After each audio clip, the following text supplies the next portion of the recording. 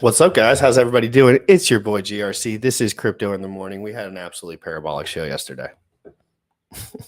Controversial to say the least. I love this shit.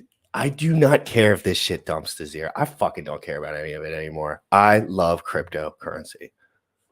I think I love it. And I'm not rich, and you all know, well, you know, I'm not like set from cryptocurrency whatsoever. 0%, none, zero. Don't even think like that, because that's not true. A lot of people do think that just because they have never heard me speak, that I'm like assuming the role of some really rich guy. I want that to be smashed down quick, because I'm assuming the role of the truth seeker. That's all I want. Me and Sam, we love truth transparency. We can make money doing 150,000 different things. We could sell products, supplements. I could train people all day long. Do I want to do that? No. Personally, no. I don't like that. But you know what I do love to do? I love to dig into shit that people don't know about and just show them that this has nothing to do with what college you went to. This has nothing to do with what tests you studied for. This has to do with open-mindedness, mental clarity, real life experience. Guys, are you kidding me? This is crazy.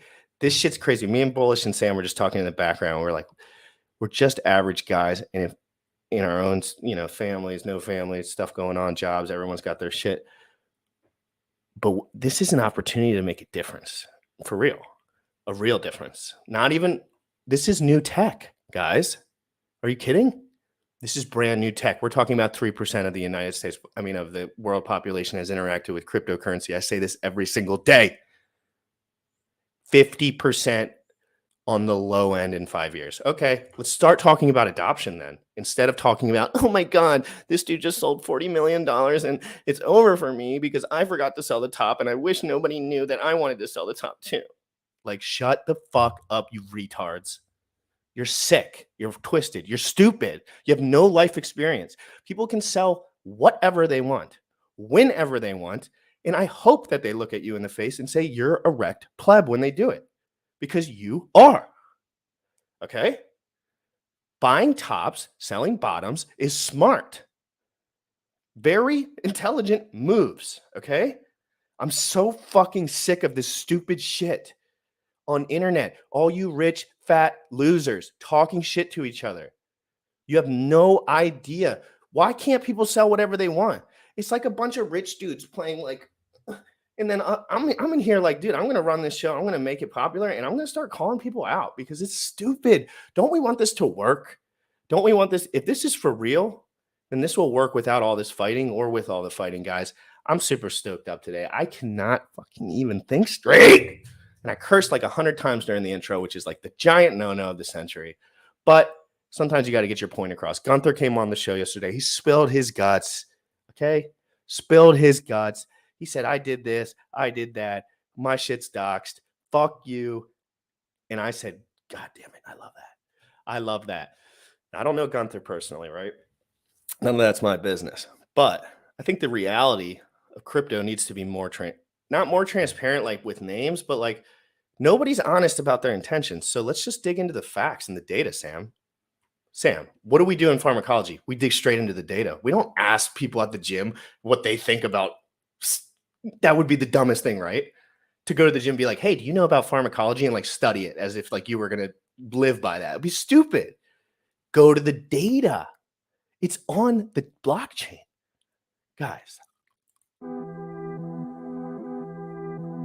Young folks, you tripping on them motherfucker. Rich at heart. Rich at heart. Bought my Hex from the fucking start. Point one every day we mark. Bought my Hex from the fucking start. Sacrificing all this bread like I'm rich at heart. Got paid on big payday and I had a hairy start. Now I'm checking on my pulse just to check my heart. Bought my Hex from the fucking start. Sacrificing all this bread like I'm rich at heart. Got paid on big payday and I had a hairy start. Now I'm checking on my pulse just to check my heart. Checking my MetaMask moving. Look at the Hex, he is mooning. Looking at why they be choosing. Peter is why they be losing. Pro chains was out, gonna get me a check. He's gassed up and got me a mess. Remember the times he died, collect. Hex had me eating, I'm dying in the best. Getting this back like a year ago. Getting this post, I ain't letting go. Swerving the ring like a Lambo. Getting this back like a year ago. Getting this post, I ain't letting go. Swerving the ring like a Lambo. Buy my Hex from the fucking start. Sacrificing all this bread like I'm Richard Hart. Got paid on big payday and I had a hit restart. Now I'm checking on my pulse just to check my heart. Buy my Hex from the fucking start. Sacrificing all this bread like I'm Richard Hart.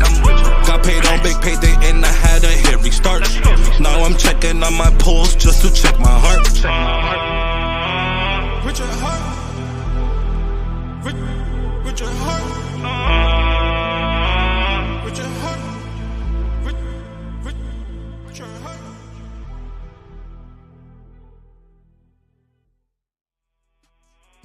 Getting this back like a year ago. What's good? How you doing, man? How you doing this morning? I just got all my energy out during that monologue. Yeah, no, that was good. That was like my morning energy burst. That was good. So much going on, Sam. Yesterday's show was fire, dude. I had probably 3 or 4 messages on Instagram. So most of the time when people message me, they message on Twitter because it's where we say to go, right? Link down below if you care to check it out. But I had 3 or 4 messages on Instagram reaching out and be like, hey, show was good yesterday. There was all-time high viewers yesterday. Gunther was dropping. Like, I don't understand why people are getting pissy with him.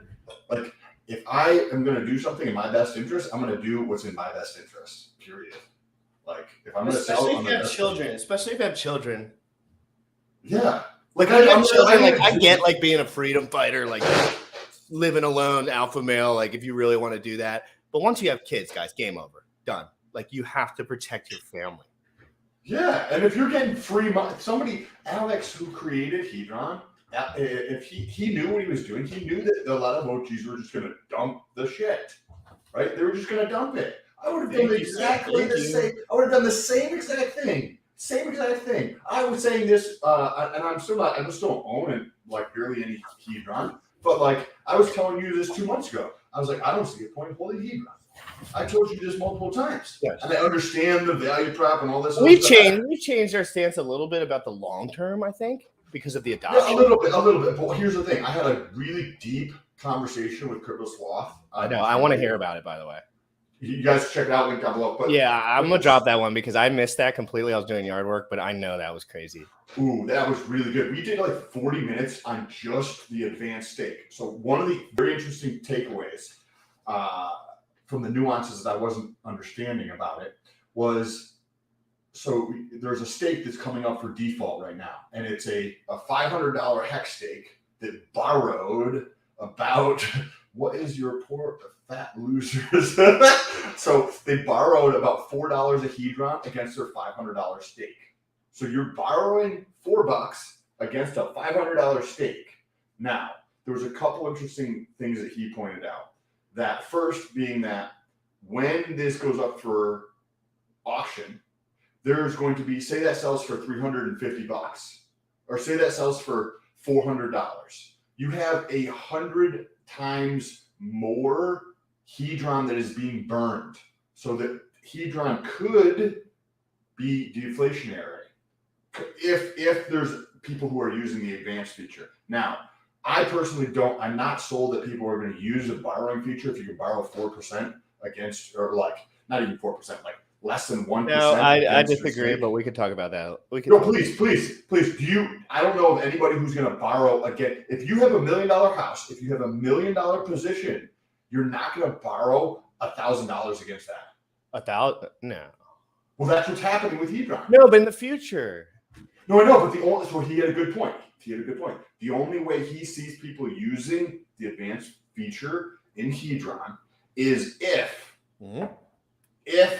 when, I don't know if the when part, right? But if Hedron accelerates enough so that is 20 or 30% of the value of the stake. So what does that mean?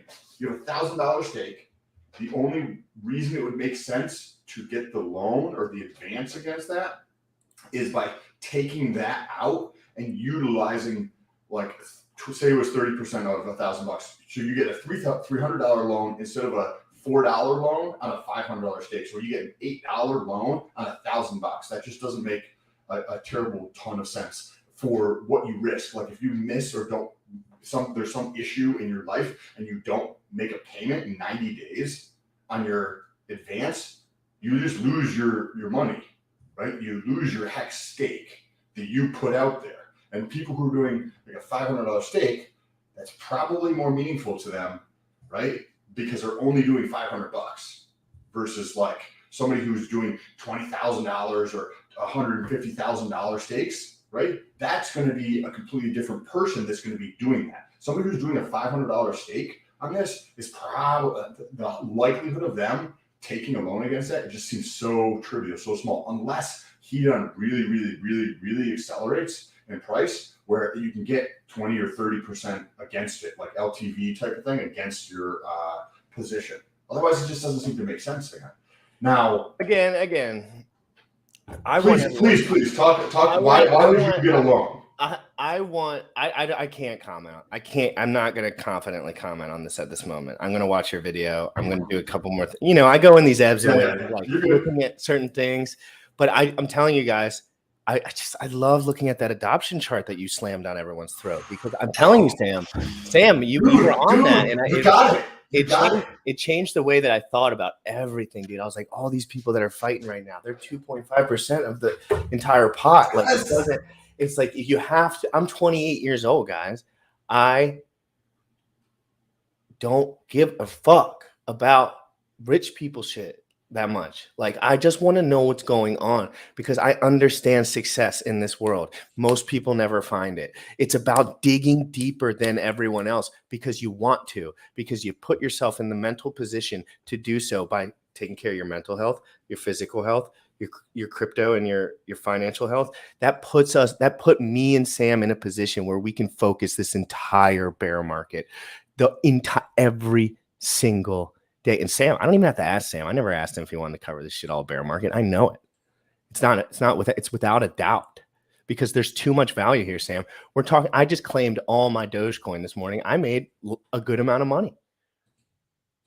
I'm talking about $1,000 in a bear market, or, whatever it is for me, like, $1,000 in a bear market for free. I'm telling you guys, you could survive off of the free incentivization. This is a technology that has not been tapped yet, even in a bear market. The game is changing. I don't care. I don't care about bear markets in the past. Yes, the price is not going to go up, but the opportunities will only be everywhere. Everywhere. People are coming out with new stuff, derivative products. Pulse Doge shooting up in price like I never seen anything. There's stuff all over the place. I'm covering it every day. Dude, every day.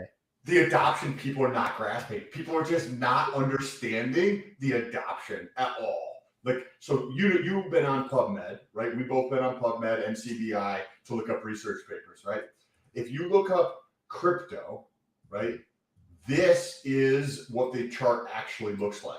So what does this look like? We're talking about the growth rate of this. The adoption curve is exponential. This is literally. Sam, we have to pull it up again. Go to the technology chart. Show the people what the other technologies have done. Just because that chart really shoves it right in your face, Sam. I mean, whoever wrote that chart was awesome. Putting all that, extrapolating that together, guys. This is reality, Sam. Reality. It's reality. The microwave, Sam. It's the same thing. It's tech. They just don't. It's just not. I just think it's our age, because I'm telling you, we were talking to a Bitcoin guy in Tangents chat. I was giving him the hardest time of all time. But like he was saying, the reason I stopped investing in Hex is because of RH's attitude, and the Hexicans are crazy. And I said, you're a weak loser fucking dork. Get the fuck out of here. If you can't handle your crybaby feelings and you don't want to make money, go be a plumber and do some other shit. Go do whatever. Get out of my shit. I don't care about your feelings. I don't care about my feelings even. I really don't care about my feelings that much. My feelings are very secondary to my... You just want the truth. Like, the feelings don't matter. The feelings don't matter. It's like, what is the actual answer? Okay, cool. I'll put my feelings aside because that's the truth. And just like this chart is the truth, what is happening in the crypto space right now? I need to talk about this. Oh, God damn it. Consumption, guys, This is new technology. Don't think of it as anything. Just change the name. You guys love these singular products so much. Hex, crypto, blah, blah, blah, blah, blah. Doesn't matter, guys. You have to learn. You have it, even if Hex isn't, I don't want to say anything like that because that's not, I don't have any insight on all that. But let's say Hex, Ethereum, let's say those are no longer a thing in the future. It doesn't matter. Focus, learn now, please. Because 2.5% of the population, Sam, 2.5% of 90%, Sam, 90% of that 2.5% has no idea what the fuck they're doing. Dude, think about this too. Okay, so we're at this pivotal point, and I've said this every single time now. I'm going to continue saying it because nobody else is talking about this. I've watched this play out with Tesla. I understood what was happening with Tesla. So with an EV, the biggest cost in an EV is the battery and all of the tech around the battery pack, the thermal management, how it's all put together. All of that is like an LCD TV where it was $2,000 in 1999, and now you can go to Walmart and get one for $37, right? Well, when I saw this with Tesla, there's something called Wright's Law. Wright's Law states something like every time there's a doubling in aggregate production on an annual basis, the cost per unit drops by a constant. So what does that mean? What does that mean? So that means if you go from 10,000 units produced in year one to year two, you have 20,000 units produced. The cost per unit drops because you have economies of scale. It's kind of like Moore's Law, but related to many different technologies, and might actually be a better predictor of things than Moore's Law. It's just not as well known. It's called Wright's Law. Now, you look at the cost per kilowatt of the battery, the module, the thermal management on an EV, and it's following this curve. And you're like, damn, this shit's going to have a crossover point where regular ICE engine vehicles are here, and we see that EVs are coming down faster. They're going to penetrate through the ICE engine vehicle market, and they're going to be way costlier. Look at that internet curve, dude. It's ridiculous, dude. The internet curve is ridiculous. I see crypto beating the internet curve. Why? Because it's already attached to it, right? So, they gave us the layup, right? The internet was there. I think of the internet and crypto as like Hex and Bitcoin, right? Like Bitcoin was there. It did crazy things you could never imagine in history. But what did Hex do better? Just a little bit better, right, Sam? A little more efficient, a little bit easier. Come on. This is crazy, bro. Guys, we're talking about stuff that you can't imagine in your mind. This is the S curve, right? Look, this is a microwave. This is the microwave. 1970. The microwave, just to warm your fucking food. Warm up your food. Putting legacy finance into the pocket of the user. This is literally every single technology, guys. Every single technology follows an S curve. Doesn't you name it, and it followed an S curve. Sam, I have an episode planned today, and you don't even know about it, so let's talk for a sec. Guys, we talked about the S curve. Me and Sam are clear about our positions. We don't care if you sell every single thing you have. I don't care if Hex goes to zero. Y'all can suck my cock. Literally, because I just want to learn, be transparent. I'm not a slave to no one, but I also understand the best software in the business as of right now is what I'm researching on the daily. Hex.com. RH is the most transparent guy that I have found in the crypto space, bar none, not even close. Guess what? All those guys, all those Bitcoin maxis that want everyone to be so nice. Why can't you Hex guys be nice so all of us want to come in? Do Kwon was really nice, wasn't he? Friendly guy, right? Really, really friendly. He'll rug you 10 times over. You know why? Because VC's got a gun to his head anyway. So, guys, I have a show today planned. Sam's never experienced a bear market. I've only experienced half-ish of a bear market, but I wasn't even involved yet, so I didn't really know what the fuck was going on. But me and Sam are experiencing the bear market. Oh, and we're experiencing it, baby. We want all of it. We want to see what the fuck this shit can do. I'm going to curse all episode. I'm sorry. I know the numbers aren't going to like that in the algo. Actually, I'm going to stop doing that right now. Guys, I'm going to shill something before we start. I watched a technical analysis show last night, Sam. Wave 3 TV, good friend of mine. Awesome. First guy I ever streamed with. He's the TA master, not short-term TA, only long-term TA, only trends, 200 week you know, the whole thing. Yeah. Like he looks at the trends and then says, guys, be safe, do this, blah, blah, blah. We're going to be watching clips from that right now. And I want you to chime in. And he has perfect audio, perfect everything. So it'll be good. But in general, Sam, bear markets are predictable, right, Sam? Altcoins are going to lose to Bitcoin, period. End of story. I'm sorry. Not everyone. Like, obviously, some Hex has done crazy things. Things happen. People start spending money. But you know what I mean. If we're talking about stability, protecting your family, it's important. Guys, so we're going to play this video. I just want you to watch it and just enjoy it and then bounce a couple ideas off of the video. We're going to do like 10 or 15 minutes on this. This dude, I was locked in doing yard work yesterday watching Wave 3. He's coming on the show. Guess who else might be appearing on the show very, very soon? Silver the Antidote.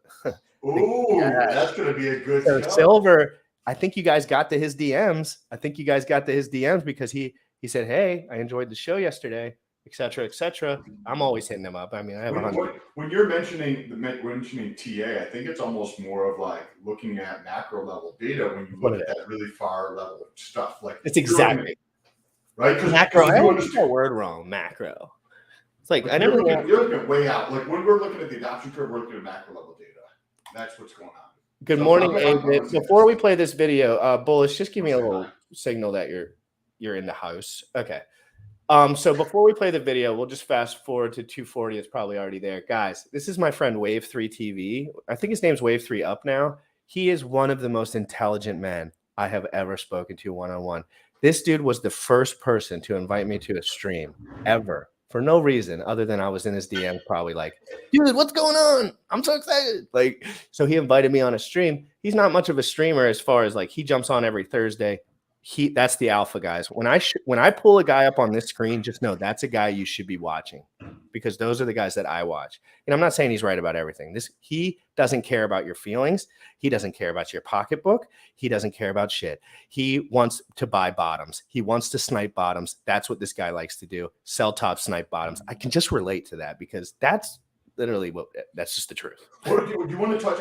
Well, in a second, he's going to be talking about Bitcoin dominance, the DCA, like of this bear market, because we were talking about it before we came on. And if you're in that spot where you don't have a large bag, right? Like you don't have a lot of crypto, this is such a phenomenal time where we're talking about before, and $500 gets you a big bet in terms of the number of Hex, right? And we know we're in a bear market.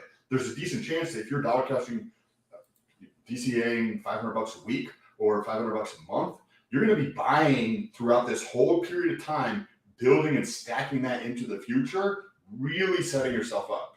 But I'm telling you, Sam, on that same note, Sam, we have to be really careful. You saw Luna do a 99 off of 99. Sam, that's crazy shit.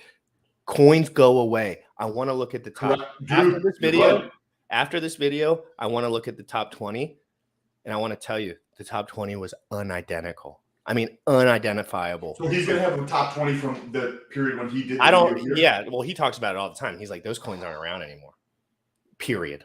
No, Cardano is, Polkadot, like 2 or 3, but the whole thing was different. Think about it, Sam. People don't look at the full picture. They get narrow-minded because why? They don't have enough time. Guess who has enough time? I will do it for you. Trust me. I love this shit. All right, let's play the video. I love this energy today. Dude, I can't stop, won't stop because, dude, it's just bullshit. I'm sick of it, dude. I just want people to be happy, bro. It's so easy. It's not easy to be happy, but it's easy to calm down and realize, like, just work a little bit harder than you did yesterday, and you will just fine. Yes, that's all it takes. That's all it takes. And that consistency day in and day out, just marginally better than you. Who gives a shit what I'm doing? Sam, what are you doing for Memorial? You have big plans? For what? Memorial Day weekend. You got any plans? When is that? This weekend. Oh, no, I'm not doing anything. But me neither. I got asked that question about 20 times yesterday, and I said I'd rather chop my toenails off than waste any more time. Okay, let's play. All right, so let's play the video. Having a solo stream. We do have some very big announcements for the following stream, so we will save those until they are back home, and that way we have a full panel as far as how we start to push new content out into YouTube. So there is a video we made recently. So we'll ETH to Bitcoin crash market, very useful video because Ethereum is showing a lot of weakness comparatively to that of Bitcoin. But before we touch up on the crypto market, let's of course first start with the stock market. So stocks have been moving the last couple of days, and just to make sure the audio sounds good, is the audio for everybody that's viewing the stream right now? I just want to make sure the audio sounds okay, because I don't have any way to verify it on my end. I think it's okay, but let me just make sure that is sounding good before we get into the charts. And then let me actually drop the link to the stream here. I'm going to drop this also in the Telegram chat that I know a lot of you guys are in as well. See the chat going wild. Okay, cool. Yeah, I appreciate that, Craig. Yeah. And then just a sec here. I want to drop this in the alerts Telegram. Enjoying your support, Maddie, and enjoying the ride of like continuing to grow and learn myself. So thank you for the support and the kind words. Hopefully everybody else is learning and growing as well on their own path. Yeah, that's all we can do is provide value. So that's what, like, me and Sam understand that. We've been doing that for a long time, different industries. So like we're just translating it here, and it really fits perfect, Sam. Let's go ahead and go again, guys. He's talking about the macro. Before we actually get into the chart, guys. So we and before we actually get into the chart, guys. So we are beginning to push, at least as far as the production goes, between streams and videos. So there is an opportunity to join in amongst the team members here, specifically related to some of the video editing. I have some basic skills when it comes to Adobe, but if there's anyone in particular that also likes to dabble specifically with video editing, there's some cool stuff that we're working on. So if there's any interest there, Wave3 up on Twitter. You could also get us on Telegram as well. So you could DM me directly on Telegram. I wanted to have either it Wave3 up or plug. I wanted to have it playing for the plug because I wanted people to know that didn't know him who he was. So if the beginning's lagging a little bit, guys, for him just getting started, if you don't know Wave3 up, he's a really good friend of mine. I've been begging him to come on the show. He's in Cali, so the timing's a little weird. But I really, really, really think this guy's a good guy to follow during the bear market, in my opinion. So he's going to get started. TV, so I have those two tags on Telegram. So getting into the charts on stocks, we have a bounce here during this week thus far, but we want to also be mindful in terms of how the trend is so far, because we were expecting at least stocks to eventually have some kind of rally, which is of course taking place during this week thus far. And if we pull up, let's actually pull up the monthly chart here, and let's turn on the Bollinger Bands. So the monthly chart, it provides a lot of details as far as like the overall trend that we're seeing across the markets. We've obviously had a very bearish trend in stocks that are directly impacting the crypto markets. And let me before we go further, I'm sorry guys, let me just reshare the screen here. I noticed there's for some reason there was overlaying a second chart onto the same screen. Let's see if this works here. Okay, yeah, I think that's a lot better. All right, cool, there we go. So for the stock market, as we mentioned with the monthly time frame, even going back to, it's been a couple of months now, but I remember we were actually mentioning this, major moving average on the monthly chart. So the prices are more or less below that major moving average. And that's where, that's why always the higher time frames start to give some sense in terms of where the price chart can ultimately, go next as far as where that next major support is, specifically on the S&P 500. So we know that stocks will have a huge pull on the crypto market. So stocks are below their 20-week moving average. So if that's just kind of the baseline as far as bull support across the markets, stocks are still very bearish until reclaiming that 20-week moving average. So markets overall are just not looking good. And we've of course seen that in crypto specifically. There's sort of this there's been a lot of very poor, very bad, very bad recommendations from a lot of YouTube channels suggesting that crypto is still in a bull market. Crypto is not in a bull market, guys. It is absolutely 100% not in a bull market. We are in, by definition, in a bear market. And we've seen that with a lot of...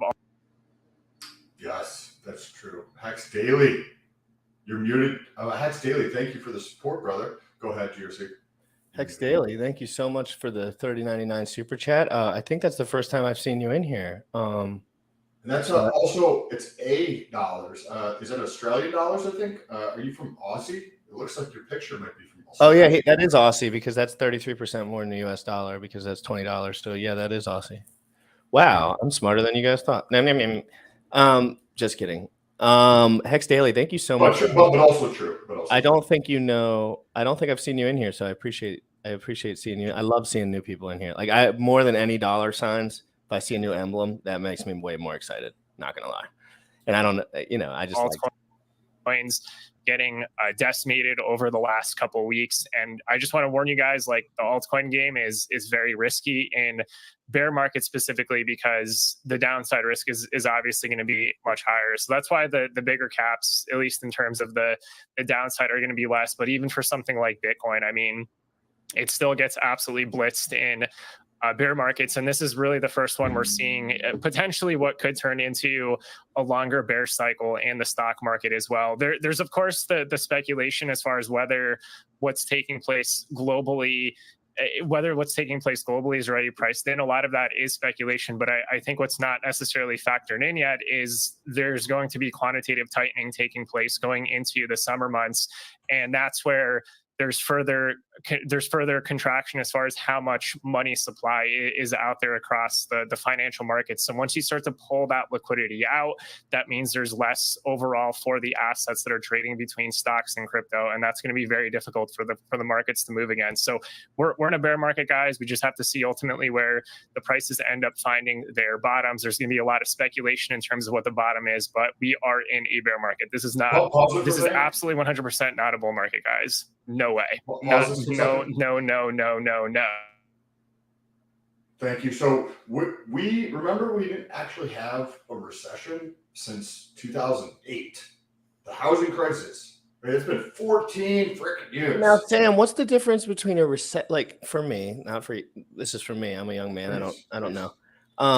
What's the difference here between is a bear market just a 6-month downtrend under the 200? Day moving average, like all the trends are going low for a certain amount of time, and then you can assume that there's not going to be enough money to capitalize it, or is it about the rates and stuff? Like, does it have a specific? What's the difference between a recession? Well, there's a specific definition that a lot of financial media uses. I pulled it up here: a period of temporary economic decline during which trade, industrial activity are reduced, generally identified by a fall in GDP in 2 consecutive quarters. So what that means is the output of a country or state, or depending on how it's being defined, is declining for 2 quarters in a row. So that's a 6-month period for declining. That's generally speaking. I think anybody with half a brain or any functioning gray matter understands that we've actually been in this for quite some time. Like, what is inflation? Sam, I'm telling you, you think that because you talk to us. I know this is going to be odd, but if you go to every, YouTube account with over 30,000 subscribers that has anything to do with crypto, they are still saying it's a bull market, and they are still dumping on everyone. I swear, Sam, this is not a joke. This is just like fitness. Think about it. It's the guys that are saying they're not doing trend and they're saying they're natty. It's the same exact thing. They just keep saying they're do anything to sell their people to shit, whatever that shit is. That means all the media. That basically means all the media is lying and telling everyone the wrong thing. I'm curious because in 2008, instead of actually solving problems, the government, which their problem solving is printing more money, right? They printed more money in 2008 and they bailed out their friends in Wall Street, right? We're coming up to this time now where we've had 14 years of economic prosperity. 14 years, roughly, give or take a little bit, right? Mm-hmm. We're going to be going into this time. This could be a very prolonged bear market, which means that it may not just be 2 or 3 quarters, right? This could be But 2 it or 3 depends years. how they approach it, because now that I'm thinking on my feet, because I'm learning more about this, it really just depends on the way they approach it. It's like if they approach it by printing out more money, which they very well might at some point, they might just resort, because Sam, let's get to the elections real quick. Those are part of this. The United States elections, guys, they're switching from Democrat to Republican. We know this, okay? I know this, and I'm not even good at that stuff. Like, so what does that mean, Sam? They might give it one more go. They might say, screw it. And they might just say, hyperinflate it, see what happens, because Trump's coming in or the Republicans are coming in anyway. But I think that there's going to be some more fiscal responsibility with spending, right? If that GOP comes in and Democrats are basically don't have much control anymore, we could have some slightly intelligent policies that are starting to be implemented, but there's still so much spending and so much printing of money. Even if the government decides to print another 40%, it's going to create that same 2 tiers of society where there's going to be a bunch of shitholes who don't have fucking anything at all whatsoever. So, Sam, let's relate this though, for me and for the video that we were watching, Wave 3. I think this could be a very long period of time. The S&P, right? He mentioned the S&P right off the jump. That's the first place he went. Why? Because in his opinion, that's the largest market, right? That's going to be that is probably one of the things that a lot of people look to. Yes, right. So this is a process, guys, that I want. Don't be blinded by Hex Crypto, Pulse Chain, or anything. This is best software in the game, period. But that's not what I mean. I mean, don't be blinded about your information, right? You want to be realistic with yourself. Richard's not going to say anything negative about any of his stuff. That is the way that I would do it probably too. But we can be honest and realistic in our research while supporting the best products in the world, period. Okay. So we go to the S&P, then he's going to travel to Bitcoin. With someone with your experience, Sam, tell me about legacy finance. What's going on right now? Just give me a brief ethos. Is this absolutely out of control for them? Real people in legacy, trusted legacy, are losing everything, Sam. What? Look at a lot of the companies. Look at a lot of the companies that are in legacy. They're big. What are they struggling with? Finding people. Why are they struggling to find people? Because people like you, people like myself, I left the workforce 3 years ago. There's no chance I'm going back into that workforce. Period. I'll never go back, by the way. And you know what? There's people around the country and around the world doing that every single day. Because once you go through an experience, the freedom and the autonomy to live your life how you want to live your you're life. Done. You're screwed. Don't do it if you're not ready. So what does that do? That takes out people who are ambitious. That takes out people who are hungry. That takes out people who take initiative in their life from the workforce. These legacy companies are there's a lot of them. They're gonna just coast on in terms of their nostalgic value of their brand. The innovation is not happening with those companies. We understand the innovation is not happening with these companies. The innovation is happening with the small companies. It's with people who are actually having those meaningful, deep conversations to come to better conclusions and better results and move things forward. It's not happening at these legacy companies. This is all layered on top of that macro level crypto space. We're at the beginning stages of this gargantuan adoption curve in crypto, where we're just getting started. So you have this talent drain, right, from legacy world. There are people who are going to this, right? I make all my money online, or I make money online. I don't go to a job anymore, right? And there's so many people who are leaving that way things used to be done to do stuff online. And when I talk about people hey, have you ever thought about doing stuff online? All they think about is hey, Sam, I don't want to be in front of a camera. I was bro, if you think that you need to be in front of a camera to make money online, you are that Most people will make less money online if they go in front of the camera, to be honest. if that's what they're doing to expect money, you're absolutely correct. The reason I'm in front of the camera is because I'm camera friendly and I'm very talkative. So it's worked for me. But if I wasn't, I would have just done something else on the internet. Way easier to make money on the internet on the feet. I could embarrass people. Like when people tell me about, I was thinking about work and shit yesterday and all the bullshit I used to do 10 hours a day. And I was like, I could pretty much make the same amount of money without even doing anything. Now that you have the confidence, though, it takes a while. So what? Think about that. Think about that. You, Mm-hmm. young, talented, hungry, ambitious young man, Mm-hmm. is never going back into the way things were done. Nope, I never went. I was never there. I never went to Legacy. I didn't know what Legacy was. But you were working. I would have. But you were working in the sense. When I say legacy, I should define that better. Legacy, the way I'm using this, is not just old large companies, but old ways of doing things where there could be a better way of doing things in terms of fulfillment for that person. And that taking into consideration the individual and what they want to achieve and how they want to impact the world. That's when I'm saying legacy, that's what I'm meaning. And these people are just leaving to go do their own thing.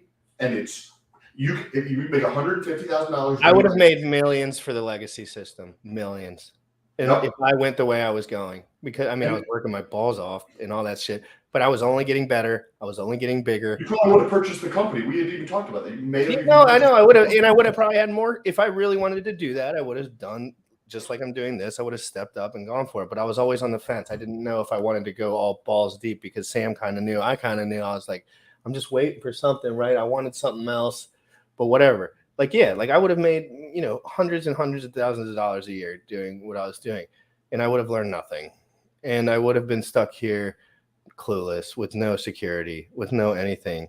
So people didn't understand where I was coming from when I said I didn't know anything. Like I'm started from zero.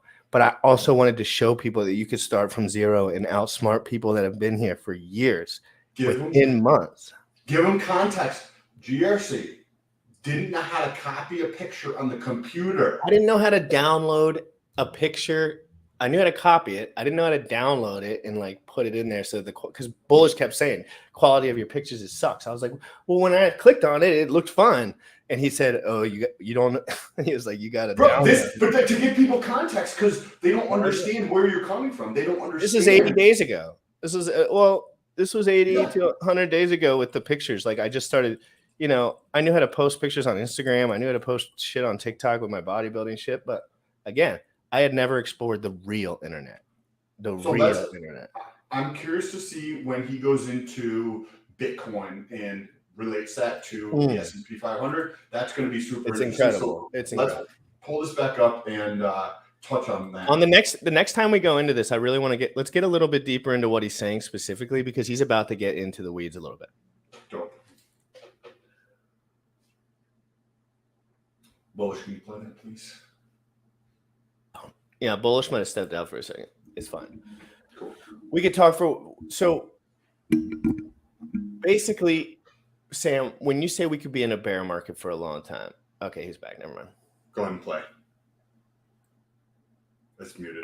We know stocks are bearish. Let's see where the bounce takes us in the stock market because it is relatively there is a bit of a spring right now off the Bollinger Bands, but again, until we get back above major moving averages on stocks, that's ultimately going to paint the picture for crypto as well. So if we actually flip over to Bitcoin has not seen the same reaction so far. So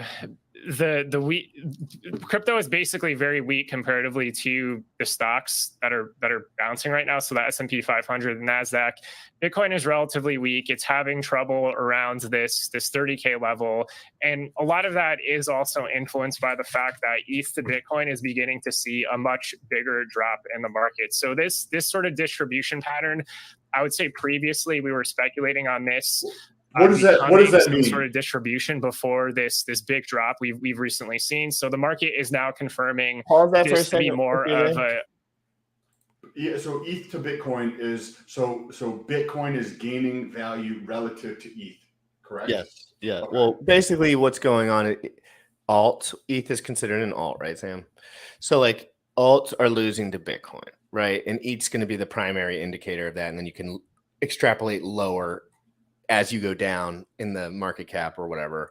like you could say like it's going to be more volatile as you go down, right? But it's a really good indicator when you're looking at Ethereum, because if it's getting volatile already, Ethereum's big, dude. You know that. Like it's crazy.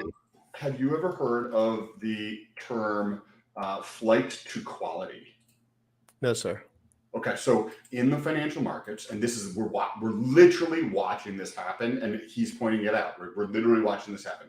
When there's perceived risk in the financial markets, whether that's war or inflation or recession or all of the above, there's a flight to safety. So just pull up the definition, is a financial market phenomenon occurring when investors sell what they perceive to be higher risk investments and purchase safer investments. What does that mean? Alts, they're going to sell alts at a faster rate, and they're going to put their money into Bitcoin. So in the legacy world, they're going to, if you think of FX, which is foreign exchange, right? They're going to sell other currencies, and they're probably going to purchase the dollar because the perceived risk of the dollar, I know we might not necessarily agree to that, but the perceived risk of the dollar tends to be less than other countries' currencies. So that's how it used to be, right? They would purchase treasuries. So I found that kind of interesting because it's highlighting exactly what happens in the legacy world.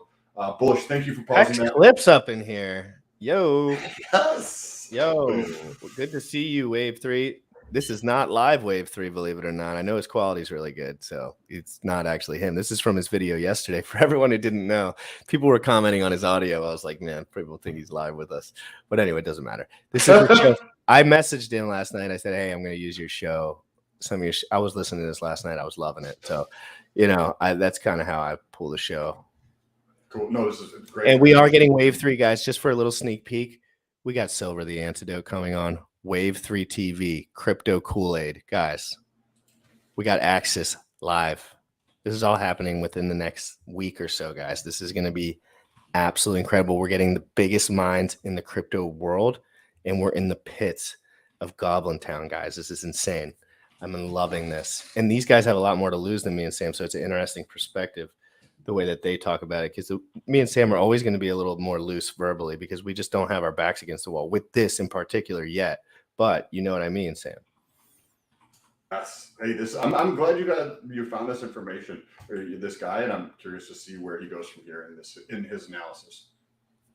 Yeah, and guys, if you haven't already, please share this out. Please like and subscribe. I've been really working hard. I think you guys have been enjoying it. Give it a like, give it a subscribe. Everyone, we're going to continue. Turn your notifications on. Distribution type pattern specifically for Ethereum. And that's why you're seeing Ethereum slide down in price, even though Bitcoin has more or less moved sideways. So when you have a big market cap coin like Ethereum start to drop in the market, and you start to see sort of a retracement on ETH to Bitcoin, it's going to start to drag down the rest of the market with it. So Bitcoin has more or less moved sideways. Ethereum has been sliding down, and then altcoins, a lot of them are dropping much harder relative to that of ETH. So it starts to propagate, depending on where you are within that chain, there's just different varying levels of risk. And a lot of us also just have to consider that, even though Ethereum is the number 2 by market cap, it's still going to have very big swings versus Bitcoin, especially in bear cycles. And this is just something I wanted to highlight on Ethereum. This doesn't have to play out, but this at least gives us a realistic sense in terms of what's possible. And that's really the whole point of analyzing price charts, guys. They're not necessarily intended to give you an absolute projection in terms of what takes place in the market. Absolutes don't work in markets, guys. That's why you see so many incorrect predictions across stocks, especially in crypto, because you have a lot of new investors come into crypto just not really familiar with financial markets and just don't have an understanding of the randomness that just kind of takes place across all the financial asset classes. So Ethereum itself even has very big swings versus Bitcoin. Just at an earlier instance on the price chart, there was even a contraction of close to 60% on ETH to Bitcoin.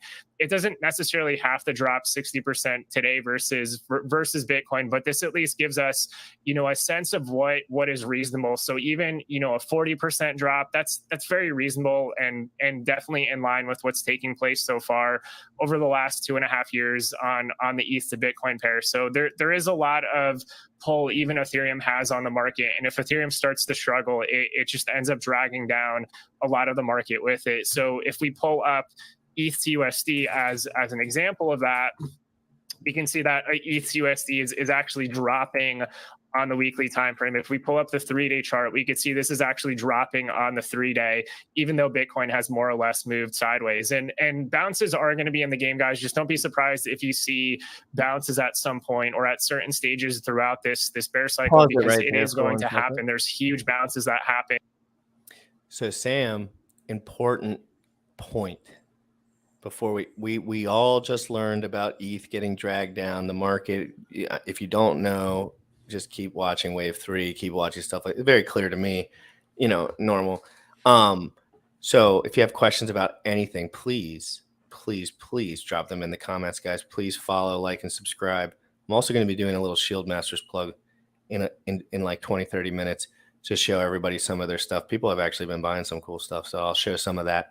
And we are going to continue. But Sam, huge bumps during a bear market. What do we know about this bear market? We'll be able to predict if it's going the other way, because we already got the eye on the politics. We know what's going on. We talked about the election, right? Think about altcoins as, those whips that they would crack, like, right? And how the whip in my hand as I go to crack, you can think of that as Bitcoin. And then Ethereum is like right next to that, but it's 1.5 feet away from my hand, right? The portion in my hand moves a certain speed, right, in distance that it travels, right? I'm moving my hand a foot right there. Well, you can think of that whip as you move further and further along that whip until you get to the very tip of the whip, being really, really shitty scam coins or things like that. And as that moves, this is what's happening in the market. Bitcoin is going to move the least, right? It's in terms of that whip in my hand. That's Bitcoin right in my hand. I'm moving in a foot. The portion above that, which is Bitcoin, that's going to move 2 feet, right? So it's going to have more volatility. Everything beyond that has even more and more volatility associated with it, until you get to the end where you get these gigantic swings up and down, up and down. If you're not paying attention to financial markets or like how these things work, this always takes place. Always. Yeah, I'm telling you, it's so easy to capitalize on some of this stuff, especially if you know. If I see a 20% pump, guys, I'm just going to be real. There's only 87 in here right now, so it doesn't really matter. Like, you might want to take a little profit off the table. We could be down for a while. I'm not talking about Hex in particular either. Like, Hex isn't necessarily the best asset to trade, in my opinion. But, like, there's definitely assets that you can, hedge your position in USD shit. But, I mean, you know how that goes. It's another risk factor city. Or even Bitcoin, right? What do we know about Bitcoin? It's probably, I don't see it dropping 95% again, but what the hell do I know? I don't see it. I don't know. I mean, if it comes down to 11,000, that would be like 11 to 14,000 for Bitcoin. I don't know. I don't have the context, but I see if the ratio of ETH to Bitcoin, and Bitcoin is like gaining value relative to ETH. I mean, to me, that's money dumping into BTC that's coming out of altcoins. It's coming out of ETH. It's coming out of other places in crypto. And it's like, hey, I see a bear market coming. I see the writing on the wall, and I'm going to put my money into something that the perception is that it is safer, like BTC, in terms of these gigantic ups and downs and swings and all that kind of crap, right? Right. Like, would anyone be surprised if Hex went to 2 cents? Hell no. Let's be honest. At this point, guys, we're in Goblin Town. We're getting there. I mean, and it's as important. I have to defend myself, my intellectual integrity, all the people that I talk to, because I truthfully believe in this. And all the people that I talk to generally know that I know way more than them. So they kind of understand. But still, I believe in the software here. I believe in the OA. I believe in Hex as a value proposition. I really, really, really do. And I think people are sleeping on Pulse Chain big time, big time. And I don't care about going 1,000x in 2 weeks or whatever. I don't think about that shit. I really don't. I don't care what anyone says. I'm sorry. If you think I'm weird for not caring about my bags in particular, I'm just not there yet. I just don't care yet. Just like I've never had any defending. I never needed to defend my financial situation. So it's kind of like I've never felt that pressure. But I'm saying, like, you have to prepare yourself for very bad circumstances here, Sam. Not you, but the people watching. No, I'm telling you, highlighting, keep you it. think Hex at 2 cents? Can't go another 99%. Exactly. I just want people to be safe. Safety for your family. Please keep some money. Please protect yourself. That's why the staking function was created. Put the money into the staking function that you can handle to not see anymore, and then obtain the value that the system provides. Do you see why Hex is not about trading now, Sam? Do you see why when people get, because whether you bought at 20 cents, 27 cents, or 54 cents, if you staked out a T-share in 5 years, you're going to be like, that was the best decision I've ever made in my life. And it doesn't matter if it was at an 80% dip or an 85% dip. I never thought I would see 2 cents again or whatever. And guys, I bought at 2 cents. My buy-in was at 2 cents, Sam, a little under 2 cents. That was 18 months ago. I never thought I'd see that again. This is reality. I need people to understand reality. And Richard tells it to your face, dude. Like, he's like, dude, crypto drops 95%. He doesn't say Hex doesn't drop 90%. He shows you the chart where it does that. And he highlights it and he says, every single one of these has proven to be a buying opportunity. And this is that point as we transition from 3.75% of the world population in crypto to, by the end of this year, maybe that's 6, 7, 8% by the end of 2023, as we potentially could turn around what's happening. Maybe by the end of 2023, we're up at 12% of the world population that is in crypto. Shit, it's gonna get bonkers. Yeah, people don't know. That's why me and Sam, we like, I don't even have to ask him again. Like, we're gonna dedicate so much time to this because this is truly groundbreaking, life-changing, not even money-wise, value providing opportunity for me and Sam. That's what me and Sam love to do more than anything. We would give up everything because it's just what we like to do on the daily. Like, Fun. it's fun. It's more It fun is. for me to research, tell you that the stuff other people are telling you is stupid and why it is stupid in great detail. Very much exciting to me, rather than getting people, like all the people in my DMs offering me money. So many people offer me money, dude. If you guys knew how many people offer it changed my perspective on crypto a lot. I think we should do at some point in a future show, we'll show you, not necessarily the person or the project. I'll just scribble out their name. We'll just scribble that out, but we will bring that up at some point, because I also get these messages. Hey, we'll pay you if you talk about this thing. Hey, can you show us? Can you talk about our token or this thing that's coming up or this? That? Or they just tell you, like, I know you're not rich. Like, if you ever need anything, like, that's like the more, I get that more often.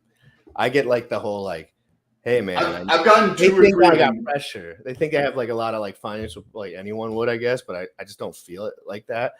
So they come at me with this like emotional thing, and I kind of bypass it because I'm like, bro, you just gave up all your cards in one sentence, bro. Like, you're about to pay me. You know I don't know what I'm fucking talking about yet.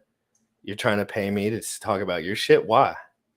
You think I'm gonna bring you on the show? I remember these things. I'm sorry. You know what I mean? Like, I am as honest of a person that you'll find, because I just stopped caring at some point. Like, I don't care if RH hates me. I don't care if Bullish hates me. I don't care if Sam hates me. Like, if it's in my code and it's my honesty code, like, I'm just going to keep pushing it harder. Like, the harder people come at me, the harder I push back. And I never stop, because I don't need anything. I don't. Yes, I need bread. I need bread and water, baby. Like, that's I swear. it's a powerful place to be. I tell this to my girlfriend, like, I really honestly don't give a shit what you think.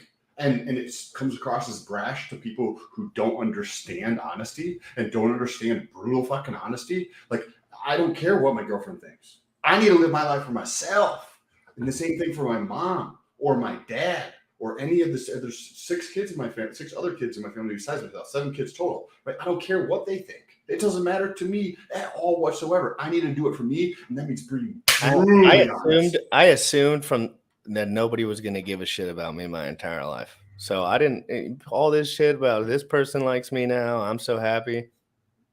Stupid. Like, Richard's a man, just like me, just like Sam. He has a skill set. He deployed it, and he dominated. Me and Sam will do nothing less, nothing more in our own lives, because that's the thing I love about RH the most, is that he pushes me to be better. He pushes me to do, like, I'm like, man, this guy did this and he told everyone about it, and it's possible. He's not a programmer.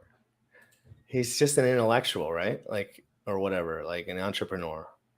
And that gave me hope. I was like, I felt him. I was like, we could change the world. Nobody told me I could change the world. No one. They told me I probably wouldn't. And they told me that if I'd get a job working for someone else, that'd be probably the best thing that ever happened to me. They tell us to think smaller. You're like, hey, I want to change the world. Well, why don't you finish school, Sam? Even my grandmother was just like the other day. She was like, someone was like, Scott, you're so good on camera. You're going to be like Oprah or something. But even like people's intuitive reactions are just like, you're not going to be bigger than, or like, you're not like, there's no way. Like, but the way that I think is like, I'm going to be the best crypto YouTuber that ever lived, or whatever I end up doing. I might not end up doing this for like the long term, but like, I'm going to be the best at what I do, period. And whether that's I'm going to try. All you need to do is just be better than you were perpetually for the rest of your life, and everything that you choose to place your focus on, whether that's this space that we're using as YouTube, and maybe that changes to the next thing. But I don't doubt that at all, that you're going to take that. I'm going to be the best at this, what we're doing right now, at that next thing, period. That's what you're going to do. It's a beautiful place to be. It's a powerful place to be. If you guys are not comfortable, like if you see fucked up shit happening, if you see bad stuff happening and you're afraid to call it out because you're afraid of what they might say, you got to grow some balls. Like you need to look yourself in the mirror and have an honest conversation. Like what type of life are you living? Like what type of life you're going to live? If you're not willing to call out bullshit in your own life and people you know, like you're not going to call out other shit either. You need to have a serious conversation with yourself in the mirror. Like that's got to change some stuff. Let's get back into that video because real quick, Crypto Gains Club dropped something into the chat, and he said, "I'm going to read this all out." Pull it up. If you have it, if you have that link right there, yeah. So check Dex Screeners out. The visuals on Dex Screener of the wallet selling versus buying. Wow, interesting. So let's try to interpret what we're looking at here. Real-time wealth transfer. So what he's basically saying is the whales are selling and little guys are buying, right? Guys like me are buying. The smaller guys are buying. Even bigger, smaller guys than me are buying. So is this just wealth transfer in real time? It's so true. How do you know that the whales are buying? I'm sure the whales are dumping. Like, well, I mean, you can't move the price as much. I mean, the price moves like that because of the whales. Period. Nothing else, in my opinion. Like there's no retail buyers that are dumping the price. Yeah, no, I agree. There'd have to be only big wallets. So you can just basically assume in bear markets, big wallets are selling, little guys are buying, right? Jim, right. If you scroll more down below the chart, that's what he's trying to point out to you. All the buys and sells. No, not the chart itself. So scroll down, Sam. On the right whole there. thing. Yep, that. Yeah. So if you bring it up. Hold on a second. Well, down here. Yeah. It doesn't actually let me scroll down here. No. Grab the little gray horizontal bar. And yeah, there you go. Gotcha. Thank you, sir. Okay. So what do we got here, Bullish? So this is Crypto Gains Club wanted you to look at that. Basically, these are all the buys and sells currently going on. So, okay, this is cool because this is awesome information that I've never seen before. Gio, so you may have seen this before. This is new information for me. If you get into pretty new for me. Dex Screener, DEX, not C, Screener, you can click on below and drag this up, and you are able to actually see the address of the account here. I could click over. Go to the one with the most funds. Go to the one with the most funds in like the last 100. Okay, so in terms of USD, yeah, just like so that one has. 60. I see one down there that has 78,000. That's a sell. 72,000. That's a sell. Here, right there. The Go up to that red one. Yep, that one. Click on. And one thing to point out too, if you notice, you're seeing way more green than red. Yeah, so there's more. People are buying. People are buying. Adoption. There's fishies. There's fishies, and they want in. Okay, so this is Jesus, Lord have mercy on my soul. So all right, hold on for 1 second. Right there. Wow. So swap. 51,000 hex for 1.76 ether swap. So lots of hex swapping for ether, which is fine. There's also ETH for BTC, wrapped BTC right here. We So have basically saying, what does that tell us? They're moving into assets that are more stable. what we literally just talked about. I was like, the flight to Yes, safety, flight to safety. Incredible. Look, so we do this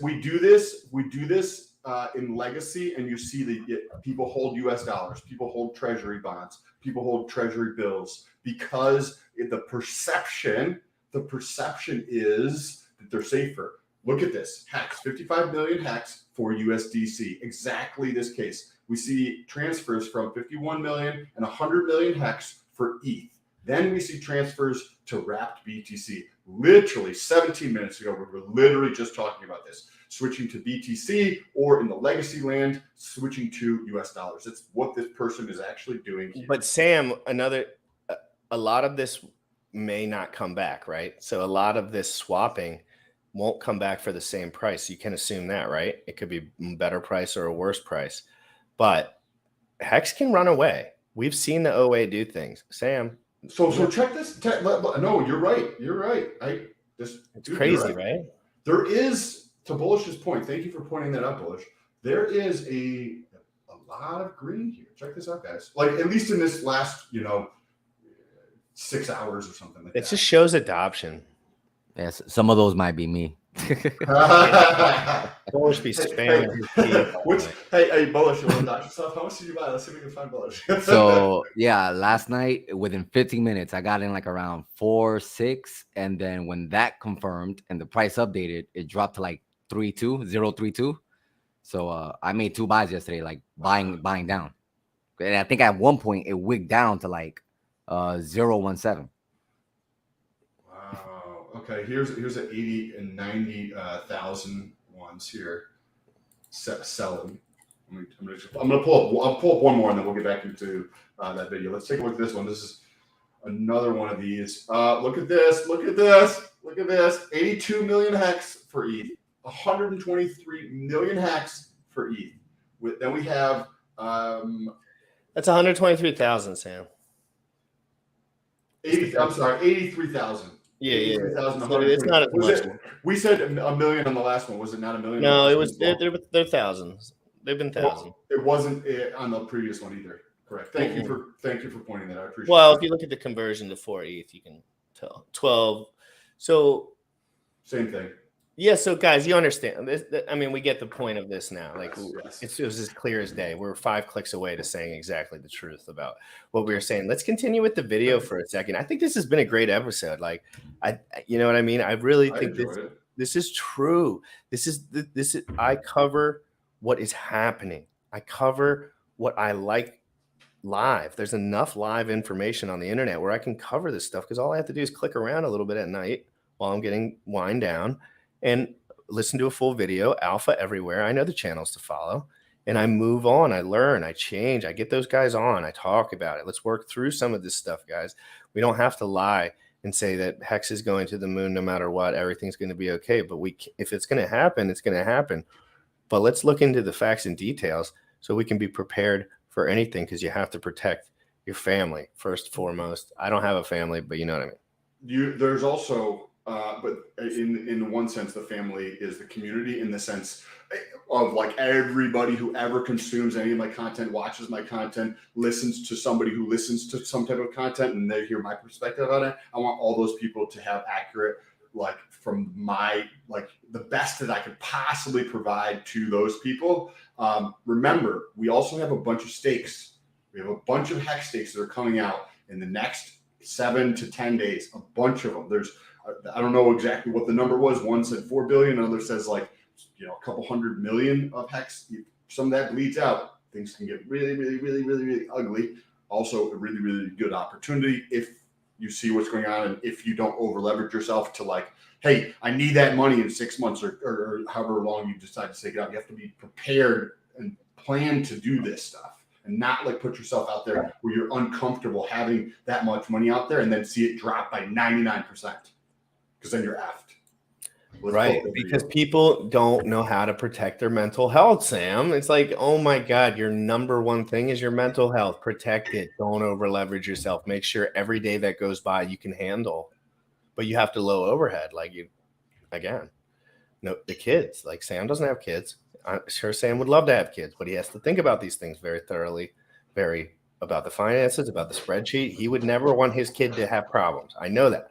So he would be way more concerned about not having a kid if he didn't feel like he could prioritize it financially. You know what I mean, Sam? I would feel 100%, dude. I get it. 100%. because I know you, and that's how I feel too.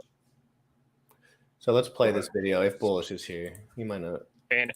In bear cycles, and ultimately these are the stages of the markets where you actually want to pay attention, because this is what resets and creates those kinds of upside opportunities again in the future. And the chart history is more to give you a reference again in terms of what is possible, what can play out in markets, and then just the risk management aspect of it, and not getting to not trying to either bottom snipe or project when an exact reversal is going to take place is very important, especially given that crypto is just going to track whatever the legacy markets are going to do at this stage. So legacy markets are really the main sort of priority right now in terms of where those ultimately find a bottom. And there's a lot of macro indicators that may even suggest that we're sort of approaching the later stages of a 10 plus year bull market that has taken place in the stock market. So the longer the bull market goes on for, you just have increasing risk that essentially basically plays out across every financial market. Because at the end of the day, all this stuff is tied versus the same liquidity pool, which is the US dollar. So if you have a big drop in the stock market, that removes a lot of liquidity, and then that's less available for the remaining assets to share, and then that causes, of course, it's more dynamic, but basically you end up having contractions across every financial market as assets start to have price discovery back to the downside. Now, what's more important during this bear cycle is how does the relative performance of crypto handle itself or just hold its ground versus legacy assets like the stock market, so the S&P 500 as well as the NASDAQ. Because if we pull up the ratio of Bitcoin to the S&P 500, and by the way, this idea is not originally mine. I want to see if we can get the original analyst that started identifying some of these more macro trends versus the stock market, because I do want to properly credit individuals that ultimately are the first ones to identify these kinds of trends, because there's a lot of good insight this particular analyst has specifically with crypto, these sort of macro trends, and has been basically spot on with respect to what's taking place in this bear market, even dating back to where Bitcoin was trading at much higher levels, 50 to 60K plus. So it is important to just kind of build up that sort of network in terms of what you consider as far as reliable information. This is certainly one particular analyst that I think has very good skills at analyzing the markets, because while most are sort of parroting this bull market narrative and are just straight up 100% wrong about it, getting a lot of people wrecked in altcoins, this one has been way ahead of the game, months in advance. Us on our channel, we started to see this in January, but they saw this well before a lot of this has taken place. And a lot of this is time and experience, analyzing these markets. But what's more important is how does Bitcoin ultimately hold up versus this S&P 500? We will go into more detail on this one, but I do want to share the goods of that discussion when we have, that particular, hopefully that the analyst on the panel one of these days. So, we didn't have quite the same upside on Bitcoin to the S&P 500 this most recent bull cycle. So this isn't necessarily ideal, because it does sort of suggest that the explosive growth phase of crypto could actually be slowing down going into the future, and we may just have much slower macro moves play out over longer time horizons. But this, of course, is still speculation right now until we have the results in hindsight. We still have the rest of 2022 to see ultimately where this chart lands. But this will be at least an important metrics for crypto in general over the next couple of years. So before we go into more charts, let's actually see who we have. Let's see what kind of questions we have in the chat right now. So I'm going to try to I'm going to try to go through the comments in the chat. So guys, anybody All that's right, so it's let's not a pause it bull right market, there. guys. We're in a bear market. I think that's a good place to end for that stream, because he goes on about more trends and everything. But the thing is with the altcoins, Sam, like we're going to monitor really heavily these altcoins over the time, because we want to see why some coins make it and why some coins don't, right? And it's always going to come back to like these coins that are held up by VC money that are like not adopting properly, and they're not going to make it, right? But we don't know the behind the scenes numbers all the time. So you can almost assume, like, if the project's not functioning properly, like Solana, for example, like Solana doesn't function properly, it goes down all the time. Like, there's going to be speculation on whether Solana will make it through. I think it personally will, but like, it would be crazy to see why it didn't, because then when we're building our shit or whoever's building their shit, it's like, this isn't, take notes, guys. Like, people, you can do things this way or this way. I promise you, one way will work better than the other, and one way's a little bit harder than the other. And it's usually the harder way, but the passionate people will ring through it. Because if you want the best, if you want to be the best, create the best product, the most value possible, tends to be a little bit harder. It tends to take maybe a little bit longer. It tends to take that a little bit more effort. That life experience, Sam. Yes. Richard proved that he had that life experience too. He's like, I had other businesses, guys. Like I marketed stuff. I was online. I was doing the market, whatever that marketing shit that everyone was getting into at the time before my time. Like, he was in the trenches with big money, learning this stuff. And his life experience really does ring through in his product. Yes. As we were going through and looking at the Dex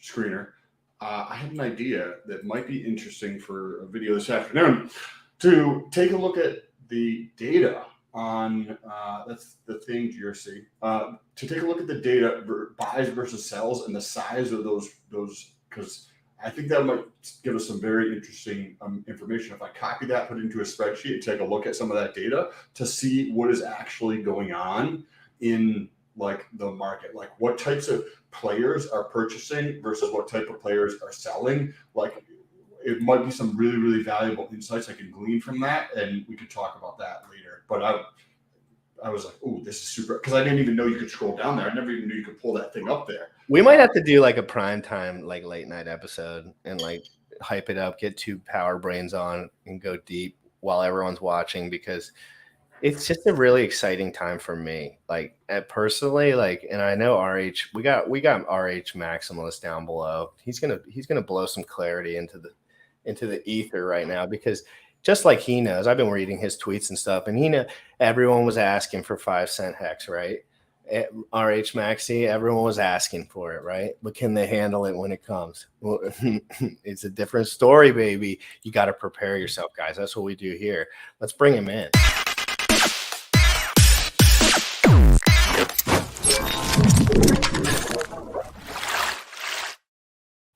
You can't handle the dip. They can't handle the dip because they didn't prepare themselves intellectually, right? Yeah. You have to know these things. What's up, I Max? How you don't. doing, bro? It's doing good, Sam. Yeah. I see the panic. I see the blood. I see all the fear. Everyone wishing, oh, I wish I would have did this and that. And I think just people are over leveraged. I talked about this with Valley Brand last night on the show. People, they either sacked really hard and they just have no money. They're broke, which is fine. Everyone, that happens. You know, you don't plan for it. It happens. You know, everyone's excited about pulse and pulse X. Or they just have major life stuff going on. Yeah, maybe they need to pay the mortgage. They do this and that. There we go. They got to take a run. They got to get their jog in. Maybe it costs money to do that. I don't know. But they got stuff going on, and they got to take care of their life. And you look at Whale Hex, and you see the crazy buys and sells, and the stakes ending, and you're just, I would just say, think about, have a little bit of perspective. Don't think everyone's selling or buying or doing something that looks odd to you is crazy. Maybe they have a good reason, and give them the benefit of the doubt, because there's a lot of macro stuff going on in the world these days, and people need money sometimes. And, at the end of the day, you got to take some profit somewhere. Is it fair to say that you can think about these opportunities in the bear market? You could still make profits in the bear market. Price charts go up and down, whether they're headed down or headed up, right? So there is opportunity here, guys, too. If you understand, I'm not trying to say trade Hex. That's probably not a good idea, to be honest. But there are other assets. I'm not gonna beat around the bush here. Like, there's other assets that go up in price. Ethereum. There will be bounces that are the whole narrative will change, but the smart ones now, they won't even flinch on it because we just look at legacy, right? We go straight there. If this lasts for 12 months, and then I wanted to touch on something you mentioned, Max. If this lasts for 12 months or 24 months, easily possible. Remember, it's been over 10 years of a bull market, over 10 years. We're way overdue. We were overdue in 2015 and 16 for this. So if this lasts for that long, we're going to see 20 and 30%, maybe 40 or 50% pops where you see a run up in things. And there's going to be people dumping on that as it comes back down and continues to trend down lower potentially, like during this period of time. You mentioned over leverage. I've mentioned being over leveraged. GRC has mentioned being over leveraged. Let's dive into that a little bit deeper, because I think that would be really valuable to some people whether they don't have the experience or like what's a framework you can utilize to try to think about that, right? Because so many people do it and then they make foolish decisions for their future self. They make foolish decisions by over leveraging stuff today, and then their future self is in a worse position mentally and potentially financially because of what they did today. So talk about like what's a framework we could put together? Like, how could we provide something to like give that to have more people use that or think about that in a more in depth, because we don't want people to over leverage themselves. Yeah, and it's easy to say, oh, don't over leverage, don't put in more than you can afford, all these things. But when you look at sacrifice phases and you see all the exuberance and you see all the excitement, you start being irrational, and it's hard to think of how to think about now. Ask yourself, what are you going to be doing in a year from now, 6 months from now, 2 years from now? What's the world going to look like? It's really hard to put those together, and that's why you have financial planners, you have market experts, you have people who study these things for a living to really make those decisions. So you have people that work out and get really strong muscles and they become experts in muscles as well. It's so just over and over again. The more you do it, like it's just like compounding life experience, right? Like you could have easily you've probably taken a hit too. Like every person, like we all were pumping at 54 cents. It was lit. Everyone was sending super chats that they couldn't deal with. Everyone was doing also $500 super chats. Every super chat was $500 back then, literally, like from all these guys. But guess what? It's just like, hold your horses. 85% dips are real. They're not just talked about every day by Richard. They actually occur, like in September too. I remember, I bet everyone was looking at their stakes like, whoa, this is going great. I'm going to be so rich. And then just kind of down and then up, down, and then up, down, and up, down. So it's like I said, it's hard to plan to know what's going to be going on for you personally. Like you can kind of plan more around that, but the world, we all knew the bear market was coming eventually. We didn't know when. You can't, it's hard to make decisions based on that. But I would just say that, again, it comes down to the fundamentals. Don't put in more than you can afford to lose. And number two, don't have expectations. A lot of people thought Pulse Chain was coming out last year. And then Pulse X sacrifice. Oh, it can't be past April. It can't be past May. Even Richard said mid-May. And then he had to eat those words a little bit too, unfortunately, because of the bugs and the new code development. So don't have these expectations. Or he's waiting for Goblin Town. Or he's waiting for Goblin Town to be official. That would be a glorious move, though. Like if I was doing that, and I was like how amazing the stuff that I was creating was, and I understood the adoption curve of what's happening at a macro level, coming out at the bottom of a bear market. What a glorious time! That would be funny. Like everything's done right now, but he's like, you know what? We're gonna wait a little bit. We're gonna get some 3-cent Hex before we do this Pulse launch, and then out of nowhere, boom! People think the OA likes to buy tops and sell bottoms, but I disagree. I disagree. Yeah. I think the smartest way to do it would be to get the best deal as far as pump, because what's the best marketing in Hex, guys? Pump price. So Let's go up. and the OA has proven to understand these things very. That's something that people talk about the OA as if, all the, apparently, obviously all the naysayers say, oh, the OA, that's the biggest risk. He's your best friend. He's the best. He's the only not risk. He's the only not risk. He, she, robot, whatever it is, that is your best friend. And they haven't sold any Hex. Why would they sell any Hex if they have any stake in the system? That is who, that's one of the fundamentals in the system. It's not a detriment. It is a positive. And a lot of people, I don't know, they see this OA as this risky thing, but you see what the OAs did before, and you think about who they may be and what they may be incentivized to do in the future. They're your best friend. You got to think very logically about the OA. You got to look at the addresses. You got to look at the movement. Why don't they stake for 10 days at a time? If the OA wanted to milk so much money so bad, then why don't they stake their shit at all? Why don't they sell their stuff at all? I think people think very myopically, right? Which is just the word for short-term kind of thinking, right? And if you think like somebody who wants to milk the system for the most that they can, they're not going to do that behavior, right? Because think about like where I like to think of myself as thinking long-term. I like to think of myself. I got to pee real quick. I'll be right back. Cool. So you're not wearing your diaper, so you should be wearing a diaper next time. And we have a guest. So I can bring up the guest too. Okay, cool. We can definitely bring up the guest here. I completely forgot what I was going to say.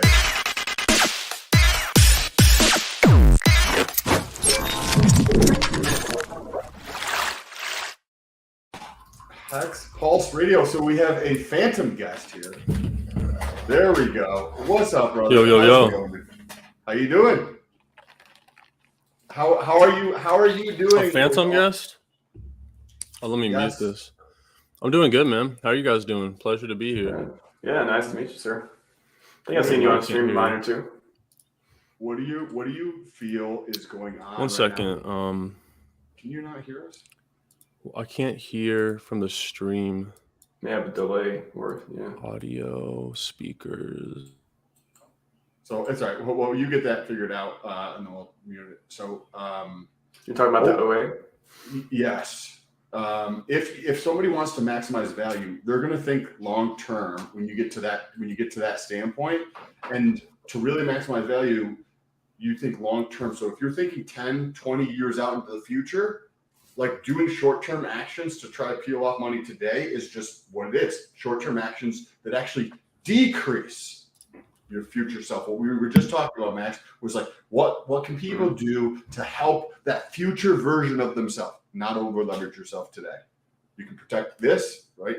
You can help this be in a better spot in the future, and your pocketbook by making those intelligent decisions today, and by taking short-term actions like staking, as GRC was saying, staking stuff for 10 days. Don't like if you're thinking long-term, you're just I'm gonna do this and show these fuckers and get this thing to $100 or whatever that is in the future, because think of where he is right now as inflation goes on, and he's getting 50% of all the early end stakes, or the OA, when I say he, right, is getting 50% of all the emergency end stakes, and something else, right? Aren't they getting something else as well? Penalties. I thought didn't they stake and then get bleed out something for a while? I thought there was some some of the sister stakes or something were staking for a while and just not. So I think they unstaked and just left it because I think they updated their game plan a little bit. It seemed like they maybe extrapolated some thought into the future and said maybe the best play is to not. And then so basically the OA has proven, if you look at all the accounts, it has proven to only do what's in the exact best interest of every other person and the worst interest of themselves. Of the stakers. Yeah. As far as if it was they keep the ratcheted price down, they don't take liquidity out of the system, but they hold a lot of the coins. Therefore, they can act. They can still make moves, whatever. We have somebody on the show that I have never met yet. His name is Hex Pulse Radio. His camera's a little bugged out right now. Can you hear me? Is it? Yeah, can you guys hear me? Yeah, I can hear you perfectly. Is my camera working? Yeah, it's working. It's working. It's just a little fuzzy. It's like 1999. That's all. Really? If you watch it on a 2-inch screen, it looks great. Do you have Well, a sorry name? about Do you have that. a name that you go by? Other than I know your name's Hex Pulse Radio. No, someone was telling me though I need to have like a stage name. Yeah, it'd But be I cool don't if I really- could like call you something other than Hex Pulse Radio. I love the name though. I love it. HPR. HPR, NPR of crypto. So tell us I a like little it. bit about yourself. Just give us a little bit of. I'm pretty new here. I'm just learning everything as I go. I've seen your stuff. People have requested to have you on, so I knew that I immediately put 2 and 2 together that you must be an intellectual of sorts. You think about this stuff. What's your story with all this? Where did you get involved with Hex and crypto in general? Yeah, so I got into crypto kind of when the whole 19, where you can't say on YouTube started. And I was like going down the rabbit hole of that. And I learned about Bitcoin. And then I was basically just focused on altcoins because like those were like the big potential is. And one night, like 2 a.m., I found a Richard Hart live stream and I was watching it. And at first I was just perplexed, like how Richard looked. It was like very intriguing, his whole backdrop and everything. But what kept me there is the information. Like he just dropped so many knowledge bombs, and then he started talking about Hex. I ended up buying a bit, and that was right after the big payday dump. So I got it right. Like, I mean, I was like a year late to Hex, but I got it at a good point. And over time, I just got more and more sold on the product. But shout out to you guys. Like, people don't realize how hard streaming is, and you guys do it like every single day. And I just want to give my hats off to you guys for doing that, because I couldn't do that, and I don't think people realize how much like effort that takes. So Hey, shout out to y'all. Hey, We don't even think about it that way. At least I get excited like a schoolgirl every time the show comes on. But I swear to God, I'm like, again, the product of me and Sam's personality is a product of the way we do the show as well. It's like we're OCD bodybuilder dudes. We like to do everything the same way all the time. You know what I mean? So it almost fits my personality rather than where some people are like, oh, it would be a little bit hard for me because so I love the structure. It just makes me feel at home, right? Like I feel it's like we're gonna go run to the gym. We need a meal prep. We need to get this done. Oh, we got to take our supplements and vitamins and everything like that. It's like, boom, yeah. boom, boom, But anyway, so thank you so much for the props. We're giving this hell because I truthfully believe this is the future of finance. Like I believe that. Like I'm a smart guy. I've done all cool things in my life. And I've been right about a lot of shit, not necessarily financially. I never really worried about all that yet. But as I move forward into crypto, it's like, just look around, guys. Look at the software. Richard's life experience really rings through in his product. He really knew what he was doing. He had forethought. That's what I enjoy about him, Alex from Hedron. A lot of these products, it's like they thought about the future first. And they thought about adoption and why. They thought about marketing, why, how, what is this? What is going on? They extrapolated all that instead of saying, how can I suck as much money out of people as possible, which is generally the business plan of most people, while providing like baseline value. They say the best products are the extension of their founders. So I think no less is true with Richard Hart ecosystem. He calls it the Hearts Mafia. That's what is that that's what Bullish calls it, because he was around when the PayPal Mafia thing was pumping, and that was like the talk of the town then. So he's like, dude, this feels the same. It feels like that felt, and he says it all the time. He's like, this feels like the same feeling, like that the PayPal, all those companies that came together, like it was so serendipitous or whatever, like it all worked, and you can feel a lot of that in this community. So that's super interesting. Not that I was really paying attention to the PayPal thing, but for those of you who are not aware, like Elon Musk was in PayPal. Peter Thiel. There's one of the founders behind LinkedIn. There was like a bunch of people that were on like that first 50 to 100 people team that went out, and I think Pinterest may have started there. Bullish, right? Max Levchin from he's doing a firm. David Sachs from Yammer and a bunch of other companies. So think about what's happening right now. You had that ethos of what was thank you, Bullish. I appreciate that.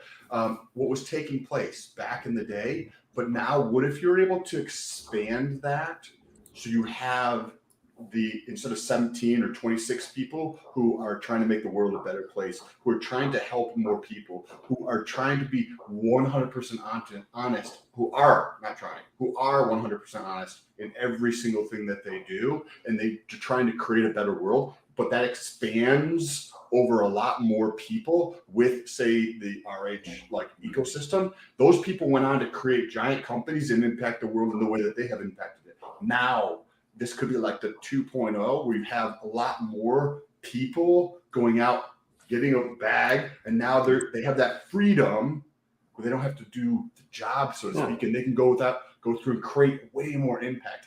That's a very interesting way of looking at that. Go ahead, Max. How do you make sure your ideals don't die? One way is to create more people to think like you and will continue on your products and services and ideals and businesses and things. And that's, at least even with SciVive, that's what Richard's doing with SciVive too. He wants to create a community of people who think like him, want to do these things, health, wealth, happiness, all this stuff. And same thing in crypto. He's creating the ecosystem where his ideals, even when he's gone one day, they'll live on. Maybe people be staking X for 45 years at that point. We'll see. But that's what he's doing. He's in it for glory, and he wants to be great, and that's what he's pushing for. Do you guys feel similarities in your personality? Were you drawn to him because you felt like underlying, maybe not the brashness and all that. Everyone's different in that sense, of course. But like the drive that I feel in my life is similar to what he talks about. But of course, I don't do crypto stuff. I don't build any of that stuff. But like, I'm here to prove people wrong 24/7, 365. I want nothing else than to make everyone suffer because they know I outwork them. Because that's what motivates me. It motivates me to show human potential to others and let them know. How many people in this chat, biceps in the chat, have worked harder since they started watching this show? Because they know I'm going hard. They know every day I'm showing up. And then I started the fitness challenge. I'm telling you, I want people to think like me as well. You're so right. I do. What do you guys think? What Hex Pulse Radio? What about your personality? Did something ring true? Do you feel any of that? Like you were relating to him? 100%. What was it for you? Go ahead. It's just like kind of the bluntness of him. Like so much of this, like the culture that we live in nowadays is everyone's walking on eggshells. Like you say the wrong pronoun and you could get canceled, right? And so what drew me to Richard was the knowledge and then just the speaking your mind. Because I have that problem in my life. Like I get into situations where I just kind of speak too much, and it's something that I've had to like practice dialing back on. Like not everything has to be an argument. Like if I believe that I'm speaking the truth, I'm going to speak it. Well, that gets me into a lot of issues sometimes because people can't always handle the truth. So I feel like this is some ethos that kind of ripples through the whole community of Hex. Like we're free thinkers, and that's kind of why we were able to see the value in Hex to begin with. We're leaders. We're leaders in our own lives. Leaders don't listen to other people. You know what I mean? Like you could take advice, you can look around, but leaders in general, I'm the first one to say if Hex didn't work out, I'd be here the next day talking about the next thing that I wanted to talk about. And I wouldn't have much of an issue because I've always been 100% honest about my understanding of all these things. It's not 100% there. It's not there yet. It's like, I don't know what's going on. I don't know what billionaires are talking about in the green room. I don't. I'm not going to say that I do. But what I do know is that past trends, right? Past trends. I can only look at past trends. And with this coin in particular, the trend is redonkulous for when the dips happen. But this is the most major dip that, and for the longest time that Hex has ever experienced. Well, not even Hex. Just think about the Richard Hart. If Richard Hart was a company and you bought stock in it a few years ago, he was already rich. And then Hex, and then Pulse Chain and Pulse X. Like his stock keeps going up. So it's not even just about Hex. It's about you believing and investing in him. It's been very profitable in the past, and I don't think it's going anywhere. What do you guys think about as far as this bear market, right? You guys probably have your thoughts. What kind of what kind of things do you look for as far as trend changes, right? Like I'm talking about months and months in the future. Like as this all plays out, like what would you look for? Do you look at legacy first? Do you see what they're playing around with? Like once those rates start changing, stuff like that, is that the sign? Or is the sign like, could it be independent for, I don't know. You know what I'm saying? What are those turning points? What are some of the things that you guys are looking for or paying attention to? Or is it you're just the overall sentiment? And opportunities in the bear market. What opportunities do you see with the bear market? Goblin Town. Yeah, I mean, I think like as long as stocks and traditional finance is going down, I don't see crypto recovering anytime soon. Like what you were saying, Sam, like we've been in a 10-year bull market, and I've never been in a crypto bear market, and I've had to learn the hard way about like de-risking when you're at the top. I've never taken profits on Hex really, like, and now we're at this price point. I wish I kind of had, because I could be like really improving my bag, but I'm no, expert on, I have a degree in economics, but I'm not an economics expert. But technically, I think, technically, I mean, I have my degree, but it's funny. It's like once you get into crypto, you're like, technically, I was studied this shit, but I don't know any of it. but then when you're in crypto, you're like, I didn't study any of that, but I know all of it. Just trust me. Yeah, I was a very mid student, anyways. Yeah. I'm pretty lazy about things unless I'm really into it, and then I just like work relentlessly to figure it out. And that's like crypto was one of those things for me where I just saw the ROI on it. Like there's no, I think one Shiba Inu, and like forget Shiba Inu, not to mention it, but one Shiba Inu wallet turned like 9,000 into 6 billion. I don't know if you guys remember seeing that. Yeah, dude, crazy. And that might have been the founder, but like wealth creation doesn't happen like that anywhere else. And that's why it baffles me how people still like don't want to learn how to set up a MetaMask, right? It's too difficult. And it's like, what better use of spending your time on than this? Well, you sound like a leader, right? You're just taking you want to be in the weeds. Like some people just don't want to be in the weeds, dude. Like they just are scared by it. Like when my mom hears about violence, it just scares her. She wants to turn away. When I hear about violence, I want to know what happened. How did it occur? How could I maybe not have that happen to me or whatever? Like, so I know Sam's about to say something, but it was a great point by you. Yeah, no, it's a very good point. Max, do you want to say something first, and then I'll touch on an opportunity after you touch? Yeah, I just want to go back to, you mentioned staking and having some to buy the dip too, and it's something that Sam and I were talking about a few minutes ago, where the common advice is, if you're staked, why are you worried, right? If it's locked up for years, why do you care about the price until your stake comes up? And I would amend that a little bit too, to just think, when times like this do happen and the prices do go low, maybe you shouldn't be 100% staked. Maybe you should have some dry powder on the sidelines. And I mean, again, obviously staking is the best strategy, but does it have to be 100%? Can it be 80-20? Can it be 90-10? Well, you have to support your lifestyle, and you have to be able to do that for months on end. If you have a family, again, I always bring up the family thing because I don't have to do shit. I don't have jack fucking shit, and I don't have to pay for jack fucking shit. So I don't, you know what I'm saying? That's not my shit, but I'm a man, so I understand family and stuff. Like, it's all about de-risking yourself. You have to put yourself first. In order for me to spread the message that I want to spread, I had to put myself in the position where I didn't need anyone else. It wasn't crypto necessarily. I made my overhead at $800 a month. I wanted to do this. I needed to figure this out. So it's not just luck. I didn't just turn my camera on, right? I morphed my whole life into a way where I could support this. Just like Hex Pulse Radio was saying, I was addicted to this. My work, I couldn't think about it anymore. I was failing at work. I mean, I was still making a lot of money, but like compared to my prime work, it was horrid. So I was like, oh my God, like I need to switch.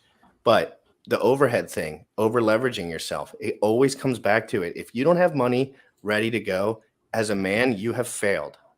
You had failed as a man. And I'm not saying like, obviously you can do a million different things, but if you have a family and you're whining on Twitter about other people selling their shit because you forgot to sell the top, then you need to look in the mirror and understand.